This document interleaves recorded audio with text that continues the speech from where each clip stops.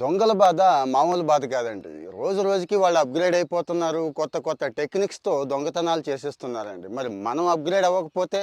అలాంటి మంచి ఐడియా ఒక రైతు ఇచ్చిన ఐడియా సోషల్ మీడియాలో బాగా వైరల్ అవుతోంది. అందరికీ ఉపయోగపడుతుంది. ముఖ్యంగా రైతులకు ఉపయోగపడుతుందండి. రైతుకు ఉపయోగపడేది ఏ చిన్న పనైనా మనం చేద్దామండి. చెయ్యాలి. ఎందుకంటే ఈరోజు ఆయనే కదా కారణం. అందుకోసం విషయం చెప్తాను. మన సత్యసాయి జిల్లా పెనుగొండ మండలంలో అశోక్ రెడ్డి గారని చెప్పి సత్తారుపల్లి అయింది. ఆయన బాధ కదండి, మామూలు బాధ కాదు. ట్రాన్స్ఫార్మర్లు ఎత్తుకుపోతారు, వైర్లు ఎత్తుకుపోతారు, పొలంలో వేసుకున్న డ్రిప్ పైపులు ఉంటాయి చూడండి, ఆ పైపులు కూడా పట్టుకుపోతున్నారండి. ఆ బాధ పడలేక కాపలా ఉన్నాడు. ఎన్నాళ్ళు ఉంటారు? రాత్రి పగలు అక్కడేమో పాములు, తేళ్ళు, రకరకాల బాధ ఉంటుంది కదా. ఆ బాధలోంచే ఒక ఐడియా పుట్టుకొచ్చిందండి, జీపీఎస్.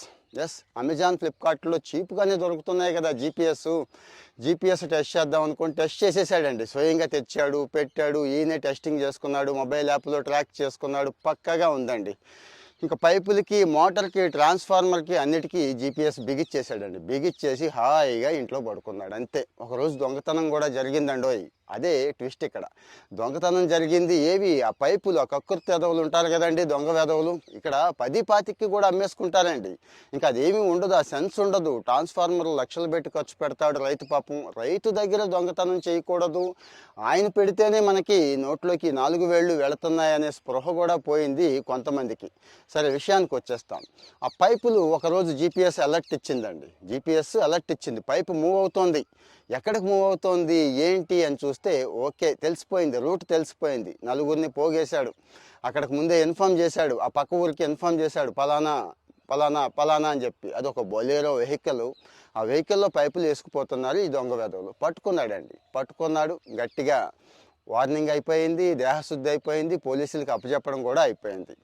ప్రత్యేకంగా ఇది ఎందుకు షేర్ చేస్తున్నాను అంటే, ఇలాంటి ఐడియాస్, ఇలాంటి రైతులు మీలోనూ ఉన్నారు, మీకు ఉంటాయి ఐడియాస్. షేర్ చేయండి. మీరు చేయకపోయినా మీ తరపున నేను షేర్ చేస్తాను. ఎప్పుడు ఆ రైతులు షేర్ చేయాలంటే మీరు వాళ్ళకి షేర్ చేయాలి కదా.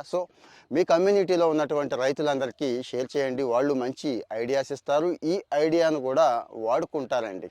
ఎందుకంటే రైతు కోసం ప్రభుత్వం పెడుతున్న స్కీమ్స్ వగైరా అన్నీ షేర్ చేసుకుంటున్నాం. రైతులకు మేలు చేసేవి కూడా షేర్ చేసుకుందామని చెప్పి నా తాపత్రయం అండి.